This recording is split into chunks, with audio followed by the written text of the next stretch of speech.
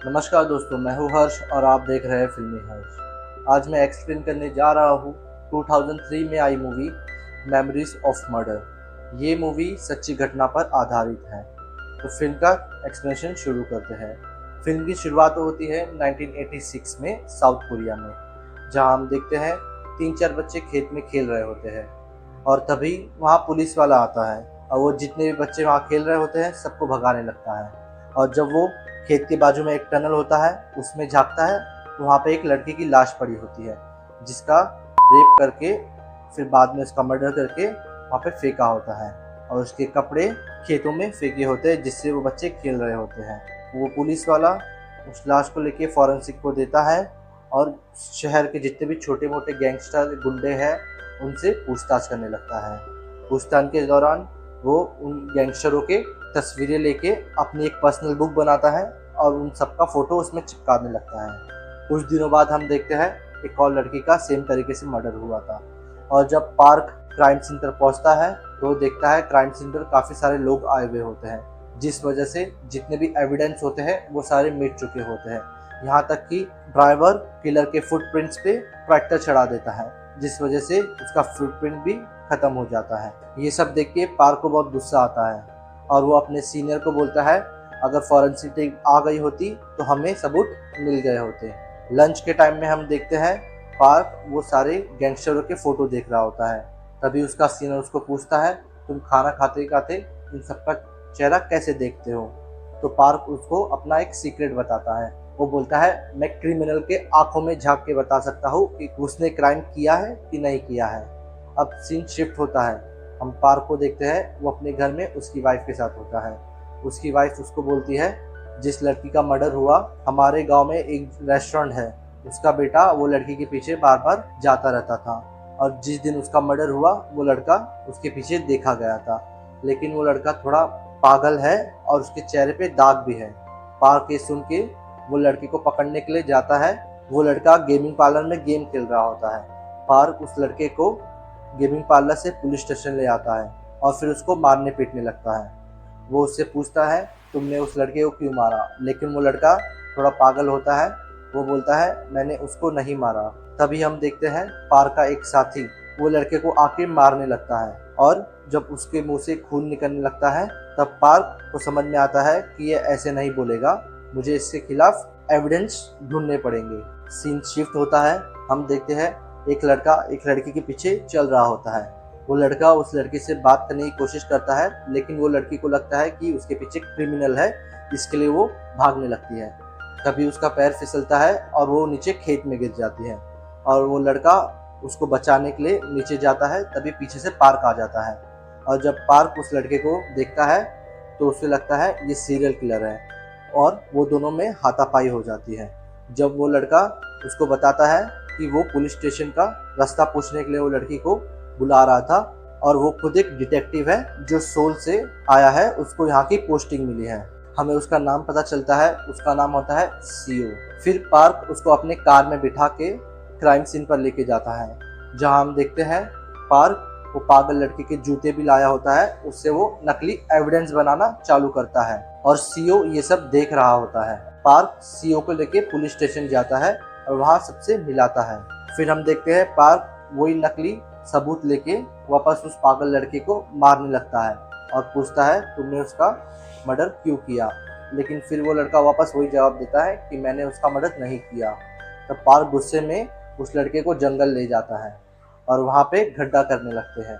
जब वो लड़का पूछता है आप गड्ढा क्यों कर रहे हो, तो बताता है हम तुम्हें यहाँ पे मार के गाड़ देंगे, जिस वजह से वो बच्चा डर के सब कुछ बोलने लगता है। वो वहाँ बताता है क्राइम सीन पर क्या क्या हुआ था और ये सभी सुन के जो नया डिटेक्टिव सीओ है उसे विश्वास नहीं होता, उसको ये कहानी थोड़ी अजीब लगती है। और हम अगले दिन देखते हैं पार्क प्रेस को बुला के बताता है कि हमने एक क्रिमिनल पकड़ लिया है जो ये सारे मर्डर कर रहा होता है। तो पार्क और उसका जो साथी होता है और उसके सीनियर तीनों प्रेस में फ़ोटो खिंचाने लगते हैं, लेकिन जो नया डिटेक्टिव सीओ है उसको पता है कि इस लड़के ने मर्डर नहीं किया। इस वजह से उस रात वो आता है और जितने भी एविडेंस मिले होते हैं उसको बारीकी से चेक करता है। उसमें उसको समझ में आता है कि जिस क्रिमिनल ने लड़कियों के हाथ बांधे थे उसके हाथ काफ़ी मजबूत होंगे और उसके हाथों में जान होना चाहिए।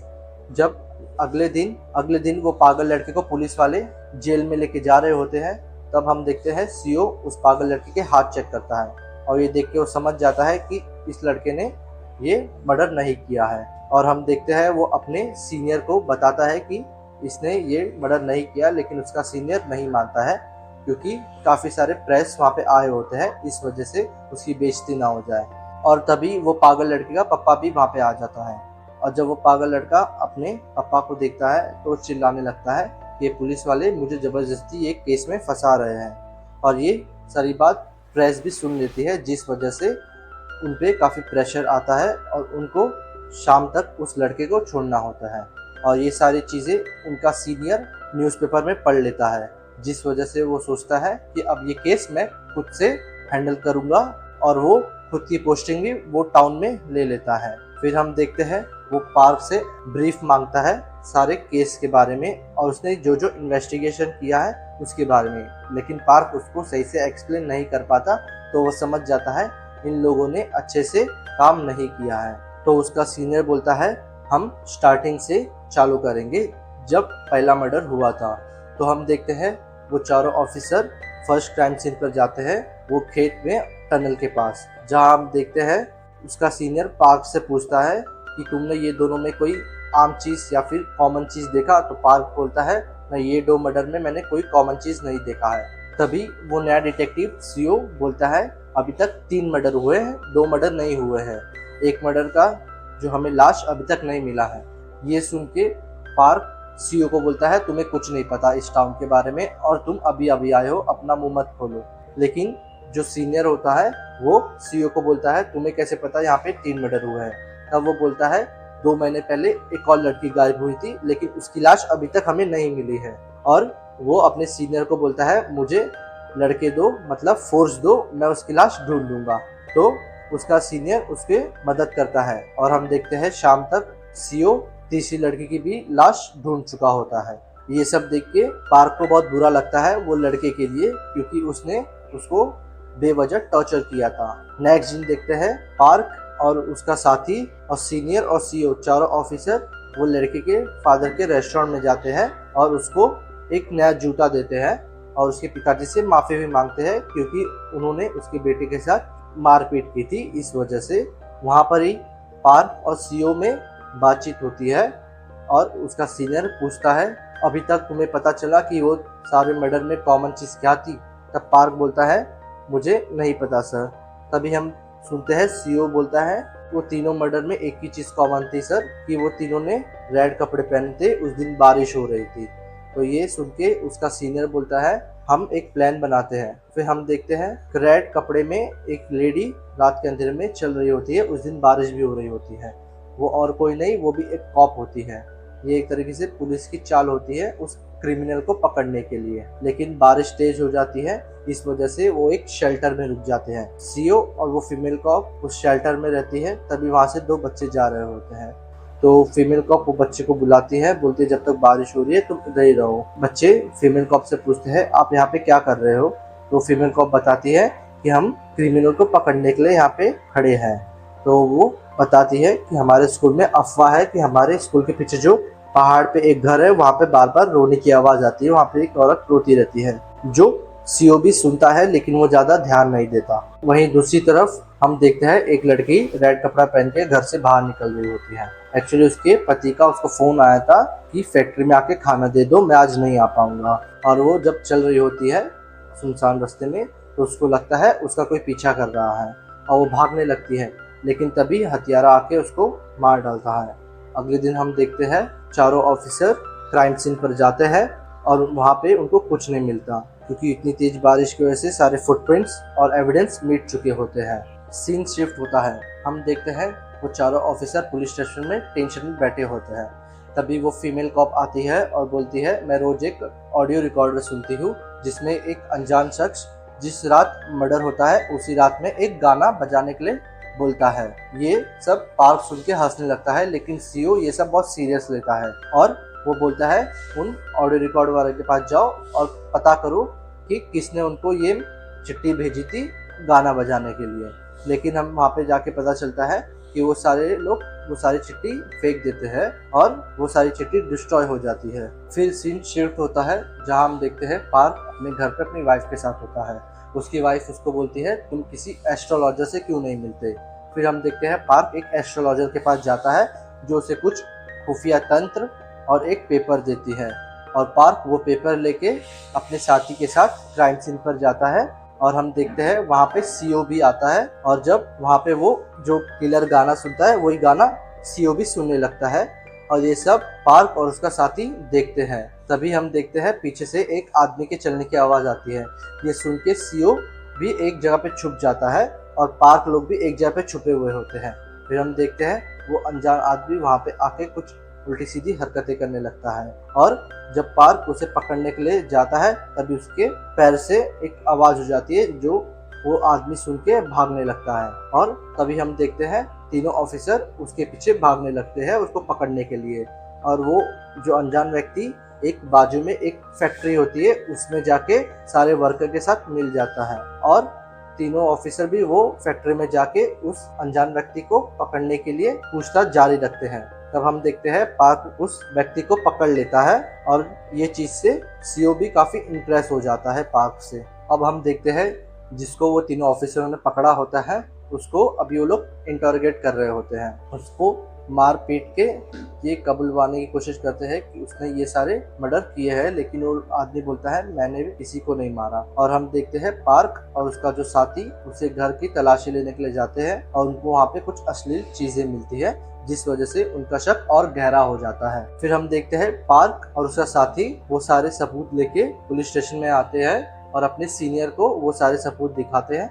तो उसका सीनियर बोलता है तुम्हें इसको जैसे इंटरोगेट करना है करो, लेकिन उस किलर को उनको पकड़ के दो। फिर हम देखते हैं वो तीनों ऑफिसर उस अनजान आदमी की भी वैसी हालत कर देते हैं जैसे उन्होंने वो पागल लड़के ही किए थे। उसको नंगा करके मारने पीटने चालू कर देते हैं और उससे पूछताछ जारी रखते हैं, लेकिन वो आदमी यही बोलता है कि मैंने किसी का मर्डर नहीं किया है। ये सुन के पार्क का साथी योंग काफी गुस्सा हो जाता है और उसको मारने पीटने लगता है। तब वो सारे कबूल एक तरीके से एक्सेप्ट करने लगता है जो उसने नहीं किए होते हैं, और इसी दौरान वो स्कूल का भी बात करता है जो वो लड़कियों ने बोला था। और ये चीज़ सुन के सीओ वो स्कूल में पहुंचता है और वो वापस उस लड़की से बातचीत करता है जो लड़की उनको वो शेल्टर में मिलती जिस दिन बारिश हो रही थी। और वो लड़की बोलती है खेलने के दौरान उसके पीठ पे चोट लग गई होती है। फिर हम देखते हैं सीओ उस लड़के के कमर पे दवाई लगाता है और उससे उस अफवाहों के बारे में पूछने लगता है। वो लड़की बताती है कि हमारे स्कूल के जो वॉशरूम है उसमें वो किलर छुपा है, ऐसा हमारे स्कूल में अफवाह है। ये सुन के वो वॉशरूम की तरफ बढ़ता है और जब वो वॉशरूम खोलने जाता है तो उसमें से एक लड़की निकलती है और वो सीओ को बोलती है पुलिस वाले ऐसे इन्वेस्टिगेट नहीं करते और तुम एक बच्ची की बात सुन के कैसे ये सब मान सकते हो। लेकिन तभी वो बोलती है कि मैंने भी सुना था कि हमारे स्कूल के पीछे जो घर है उसमें एक लड़की रो रही थी। सीओ ये सुन के उस घर में जाता है जहाँ पे एक लड़की बैठी होती है, लेकिन वो सीओ को देख के डर के घर के अंदर चली जाती है। लेकिन सीओ बताता है कि वो पुलिस वाला है, उससे डरने की जरूरत नहीं है। फिर वो लड़की उससे घबराती है, इस वजह से वो फीमेल कॉप को भी अपने साथ उस घर में ले जाता है और फिर वो दोनों उस लड़की का बयान लेते हैं। वो बताती है 3 महीने पहले मेरे साथ भी उस किलर ने ऐसा ही किया था, लेकिन मैंने उसका शक्ल नहीं देखा, इस वजह से उसने मेरा मर्डर नहीं किया और मैं काफी डर गई थी, इसके लिए मैंने पुलिस कंप्लेंट भी नहीं की थी। और इसी दौरान वो लड़की सीओ और उस लेडी कॉप को बताती है कि उस क्रिमिनल के जो हाथ है वो काफी नर्म थे जैसे लड़कियों के होते हैं। और फिर सीओ ये बात सुन के जो आदमी को उन्होंने पकड़ा होता है उसके हाथ चेक करता है, लेकिन उसके हाथ नरम नहीं, एक कड़क हाथ होते हैं जैसे मर्दों के होते हैं। और ये अपने सीनियर को बताता है तो उसका सीनियर बोलता है तुम इस आदमी को भी छोड़ दो। ये सुन के पार्क को बहुत गुस्सा आता है और फिर हम देखते हैं सीओ और पार्क में दोनों में झगड़ा होने लगता है। पार्क बोलता है तुम्हें मुझसे प्रॉब्लम क्या है, मैं जिसको भी पकड़ता हूँ तुम उसको बोलते हो कि वो निर्दोष है। तभी वो फीमेल ऑफिसर बहुत जोर से चिल्लाती है और वो दोनों को रेडियो सुनाती है। रेडियो पे वही गाना बजता है जो किलर मारते टाइम सुनता है। और तभी सीओ खिड़की से बाहर देखता है तो बारिश हो रही होती है। हम फिर अगले दिन देखते हैं किलर एक लड़की को मार के फेंक चुका होता है और जब पुलिस वाले उसको फॉरेंसिक डॉक्टर के पास लाते हैं तो डॉक्टर ऑफिसर को ऐसी बात बताता है जो पार्क और सारे ऑफिसर सुन के दंग रह जाते हैं। वो दिखाता है कि किलर ने उस लड़की के प्राइवेट पार्ट में 3-4 फल के बीज डाले हैं, और ये चीज देख के पार्क को काफी बुरा लगता है और वो जो अपनी पर्सनल बुक बनाई थी उसने वो बुक कचरे के डब्बे में फेंक देता है। दूसरी तरफ हम देखते हैं ऑफिसर कौन जो रेडियो स्टेशन पे जाती है और उसको वहाँ पे वो अनजान व्यक्ति का पता मिल जाता है, और ये बात वो पार्क और सीओ को बताती है। फिर हम देखते हैं सीओ और पार्क वो आदमी एक घर पे जाते हैं, लेकिन वो आदमी उस घर पे नहीं होता है। तभी उस घर की मालकिन आती है और वो बताती है कि वो आदमी पहले मिलिट्री में काम करता था, लेकिन अभी वो पास ही की फैक्ट्री में काम करता है। हम देखते हैं पार्क और सीओ वो फैक्ट्री में जाते हैं और वहाँ पे उसको वो आदमी मिलता है। वो आदमी को वो दोनों अरेस्ट करके पुलिस स्टेशन लाते हैं, लेकिन इस बार उनका सर बोलता है आप इनको इंटरोगेट मारपीट के नहीं करोगे, आप सिर्फ पूछताछ करोगे। और फिर वो दोनों उसको पूछताछ के दौरान पूछते हैं कि तुमने ये चारों का मर्डर क्यों किया। तो आदमी बोलता है कि मैंने किसी का मर्डर नहीं किया, आप लोग मुझे फंसा रहे हैं। और तभी पार्क का जो साथी होता है वोंग, वो आता है और वो उसको मारने लगता है। ये उसका सीनियर देखता है, पार्क का जो साथी वोंग है उसको ये केस से हटा देता है। अगले दिन हम देखते हैं पार्क और सीओ पुलिस स्टेशन में बैठे होते हैं। उनके पास कोई एविडेंस नहीं होता, इस वजह से वो काफी परेशान होते हैं। सीओ सोचता है, तभी उसको याद आता है कि वो पागल लड़के ने उनको एक बयान दिया था जो क्राइम सीन पे हुआ था, वो एकदम डिटेल में उसने बताया था।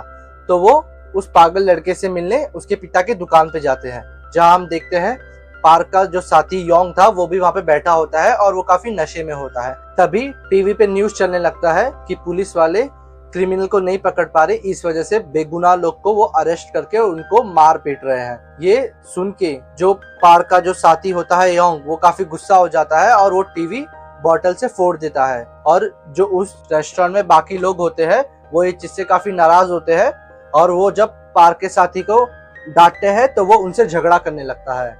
तभी वो पागल लड़का आता है और वो जब देखता है योंग वो सबको मार रहा होता है, तो वो एक लकड़ी से योंग के पैर पे मारता है जिसमें कील लगा होता है, और वो कील योंग के पैर में चुभ जाता है।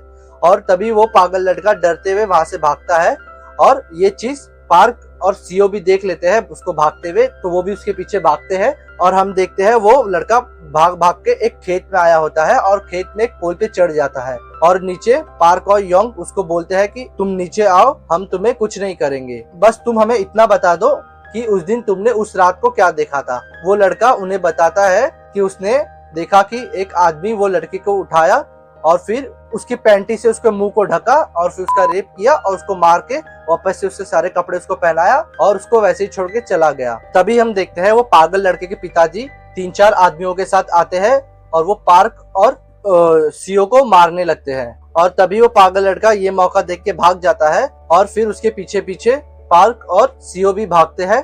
और लेकिन वो पागल लड़का एक रेलवे ट्रैक पे जाके खड़ा हो जाता है और पार्क उसको बोलता है तुम नीचे उतर जाओ, लेकिन वो नहीं उतरता और ट्रेन उस पागल लड़के को उड़ा देती है।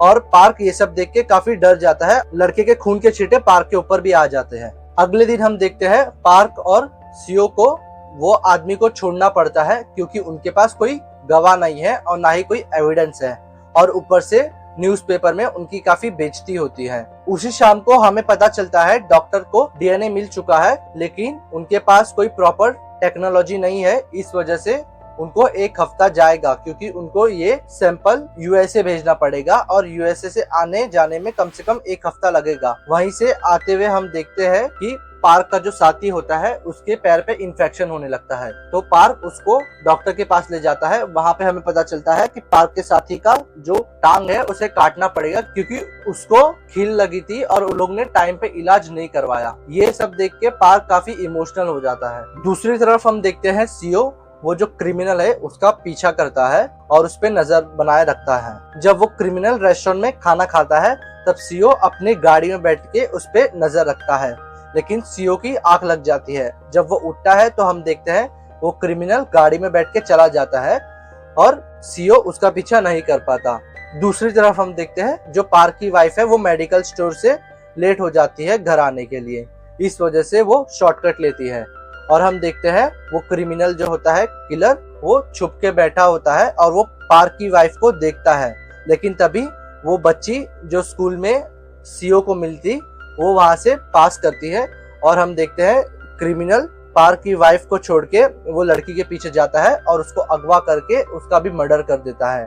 अगले दिन हम देखते हैं सीओ और सारे ऑफिसर वहां पे आते हैं और जब सीओ उस लड़की का बैंडेड देखता है तो उसको पता चल जाता है कि ये तो वही लड़की है जिसका मैंने उस दिन इलाज किया था। और ये देख के वो काफी गुस्सा हो जाता है और वो उस क्रिमिनल के घर पे जाके ढूंढता है और उसको मारते मारते रेलवे ट्रैक तक लाता है और वहां पे उसका एनकाउंटर करने जाता है। तभी हम देखते हैं वहां पे पार्क आ जाता है और वो बोलता है कि रिपोर्ट आ चुकी है। और जब सीओ वो रिपोर्ट पढ़ता है तो उसमें लिखा होता है कि ये जो आदमी है ये किलर नहीं है क्योंकि इसका डीएनए सिर्फ 44% मैच हो रहा है। रिपोर्ट देख के सीओ काफी टूट जाता है और वो वहां से जाता हुआ दिखता है। फिर हम देखते हैं पार्क वो रिपोर्ट उठाता है और उस किलर से पूछताछ करने लगता है। वो उसके आंखों में देखता है लेकिन उसके आंखों में पार्क को लगता है कि इसने मर्डर नहीं किया है। लेकिन हम तब देखते हैं कि सीओ अपनी गन उठाते हुए आता है और वो उस आदमी पे गोली चलाने ही वाला होता है कि पार्क उसे रोक देता है और फिर वो उस आदमी को जाने देता है। सीन शिफ्ट होता है, हम देखते हैं ईयर आ जाता है 2003 और जो पार्क है वो अपनी पुरानी पुलिस की नौकरी छोड़ चुका होता है और वो अभी एक सक्सेसफुल बिजनेसमैन बन चुका होता है। किसी कारण उसको वो गांव में वापस आना होता है। तभी वो जाते हुए वो खेत को देखता है और वो अपनी गाड़ी वहां पे रुकवाता है और वही टनल में जाके झांकता है जहाँ पे उसने सबसे पहला मर्डर देखा था। तभी पीछे से एक लड़की उसको बोलती है आप यहाँ पे क्या कर रहे हो?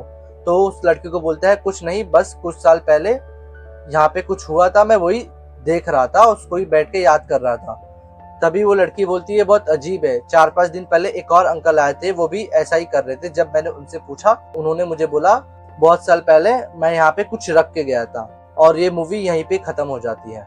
उम्मीद करता हूँ दोस्तों आपको ये वीडियो पसंद आया होगा। अगर ये वीडियो आपको अच्छा लगा हो तो लाइक कर दीजिए, चैनल को भी सब्सक्राइब कर देना और कमेंट में बताना असली कातिल कौन है।